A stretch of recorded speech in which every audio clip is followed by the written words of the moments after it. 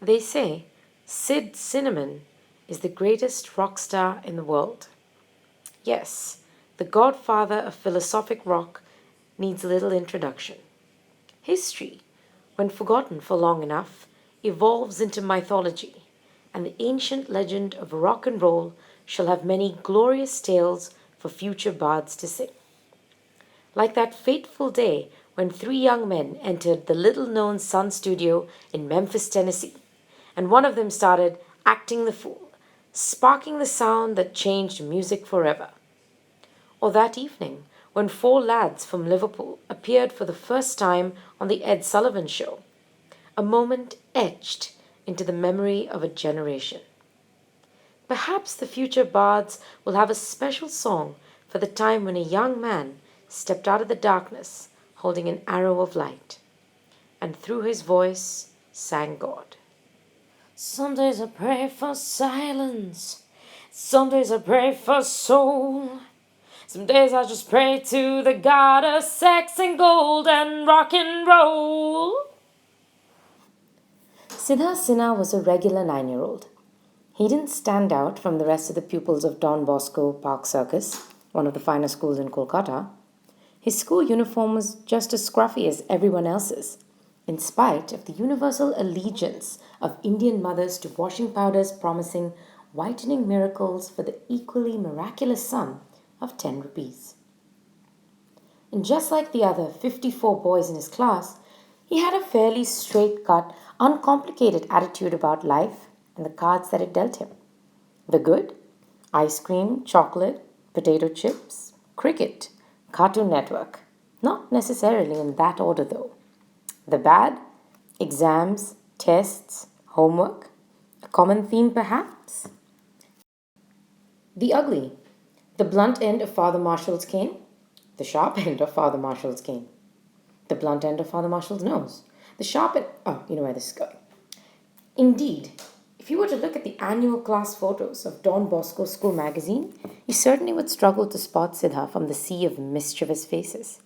Yet, Siddha felt different. It didn't bother him though, since the reason seemed pretty straightforward, obvious to a certainty, in fact.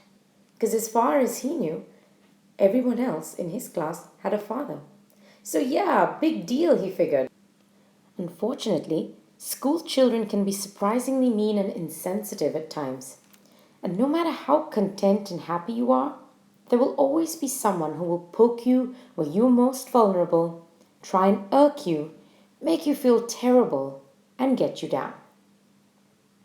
Siddha had just entered class 4 when Oliver Twist became a nickname of choice for him, after his class read an abridged version of the Charles Dickens classic as part of their coursework. The teachers, of course, rebuked anyone they caught in the act, but it only made the name more popular by according it a hallowed, forbidden importance, making it eventually evolve into a cautious norm. Siddha ignored everyone for a while, until he snapped one day, seemingly out of the blue. Kunal thought he was just saying hi to good old Oliver with no bad intent when he found a carefully sharpened pencil jammed into his arm. He cried for his mother and ran to the teacher. Irene Madam did not approve of such violent behavior, from a child that too, and immediately sent for Siddha's mother. Father Marshall was informed within 10 minutes and had the offender down in his office in 15. He then proceeded to reproduce some of his best work on Siddha's skinny arms and legs, an art form perfected by Don Bosco's principal on more than one generation of more families than he cared to remember. Mrs. Sinha was horrified, initially by the red marks on her son's wrist, and then by Irene Madam's imaginative rendition of what he had done. She wondered why he was acting up all of a sudden. She looked at her son sadly as he stared intently at the wall, refusing to look back at her. Hell, he wasn't even a teenager yet. Preeti Sinha, better known as Bengali television's Shilpa Bhavi, had tried her best to bring her son up as normally as possible. It wasn't easy, considering she had to do it alone.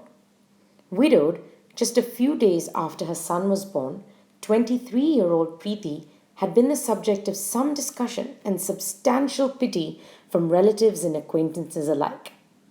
That pity changed to shock, followed by outright disapproval as Preeti decided to channel her grief into her passion for acting, that had been interrupted by her marriage.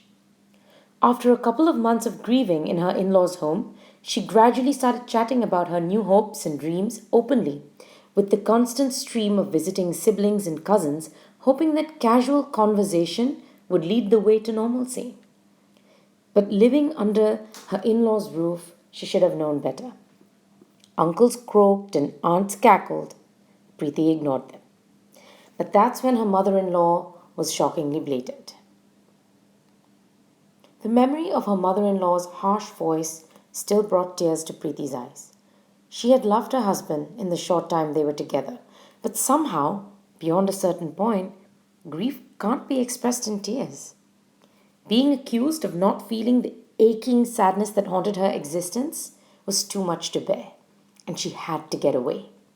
She fled her in law's house on a dark monsoon night with the 1-year-old Sina in tow and boarded a one-way flight for Mumbai, where her parents lived.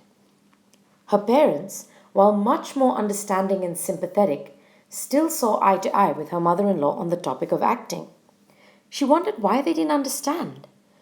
She was close to depression and urgently needed something to divert her attention from the past, something to give her purpose, a fresh start, and no, remarriage was not the answer. Her son meant everything to her, but trying to re establish a domestic life that would be the focus of her existence was something she couldn't do to herself. Things settled into a quiet stalemate at home. Luckily, when you're young, beautiful, and willing in Bollywood City, things have a tendency to work themselves out. It also helps to have a cousin working as an assistant producer in a movie set. Unknown to her parents, Preeti joined the rest of the wide-eyed pack of young actresses searching for a break. She felt good about the whole thing though. Without ever participating in a beauty contest, she had always been the prettiest girl in her school, as well as her university. If it was more than skin-deep beauty they desired, probably not, given this was Bollywood. She also had done Shakespeare in college theatre, playing Portia to perfection, the wannabe critics had said. Heck, she even had a minor in drama. Unfortunately, circumstances had taken their toll, and the once fresh-faced, vibrant girl had a haunting, slightly traumatized countenance that did not lend itself well to the silver screen.